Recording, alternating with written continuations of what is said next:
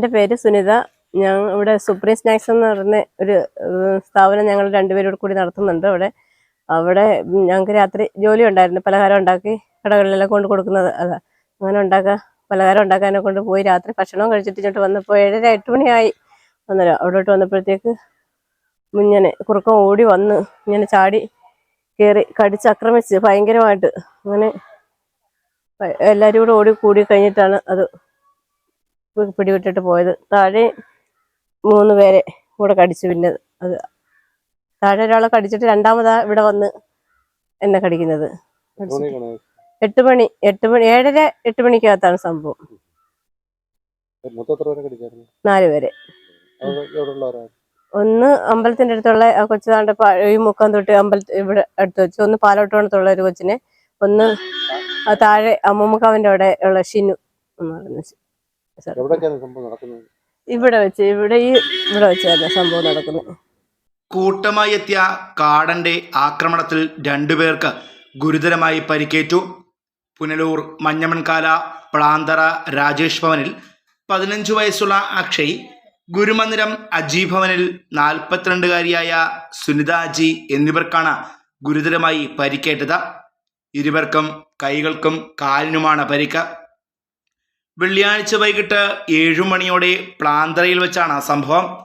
വീട്ടിൽ നിന്നും പാൽ വാങ്ങാനായി കടയിലേക്ക് വരുമ്പോഴാണ് റബ്ബറും തോട്ടത്തിൽ പതിഞ്ഞിരുന്ന കാടൻകൂട്ടം ആക്രമണം നടത്തിയത്.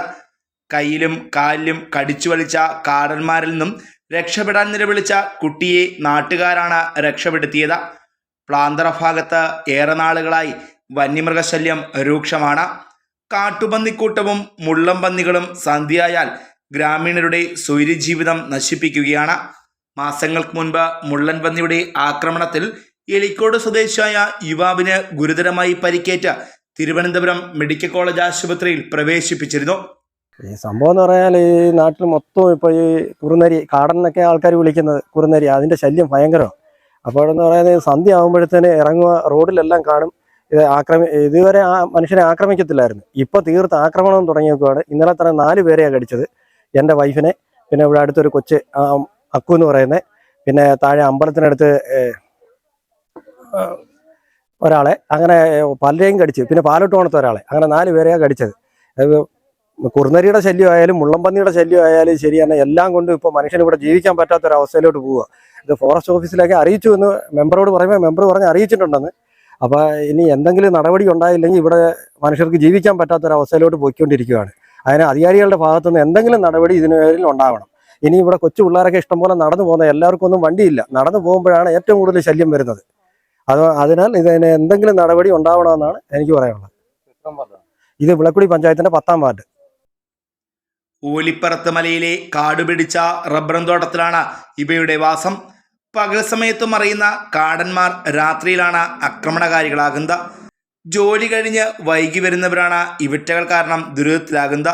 സംഭവത്തിൽ വിളക്കുടി ഗ്രാമപഞ്ചായത്ത് അംഗം ബി വിഷ്ണു വനം വകുപ്പിന് പരാതി നൽകിയിട്ടുണ്ട്. ഇത് വൈകിട്ട് 6 മണിയൊക്കെ ആയപ്പം ഞാനും അമ്മയും കൂടെ വീട്ടിൽ പോയിട്ട് വരുമ്പോഴാണ് ബാക്കിൽ കൂടെ വന്നാ കടിച്ചത്. പിന്നെ അവിടെ ഒരു ആൻറ്റി ഉണ്ടായിരുന്നു. ആൻറ്റിയെ സോപ്പൊക്കെ തന്ന് അതുകൊണ്ട് പിന്നെ പെട്ടെന്ന് കഴുകി ആട്ടോ വന്ന് ആശുപത്രിയിൽ പോയി. ഒരെണ്ണേ ഉള്ളായിരുന്നു. മുമ്പേ ഒന്നും കണ്ടിട്ടില്ല. പെട്ടെന്ന് കടിക്കുക. കയ്യിലും പിന്നെ കാലില് ചെറിയൊരു മുറിവ്. കാലിലാണ്ട് ഇവിടെ ചെറിയൊരു മുറിവ്. വെള്ളത്തിനിടയ്ക്ക് വീണതായി.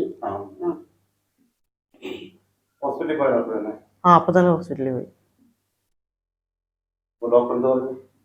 കുഴപ്പമൊന്നുമില്ലെന്ന് പറഞ്ഞു. ആദ്യമേ അലർജിയുടെ നോക്കി. അലർജി ആദ്യമേ ഉണ്ടായിരുന്നു. പിന്നെ ഒന്നും കൂടെ എടുത്തപ്പോൾ അലർജി ഇല്ല. പിന്നെ ഇഞ്ചക്ഷൻ വെച്ച. ഫോറസ്റ്റ് അതൊന്നുമില്ല.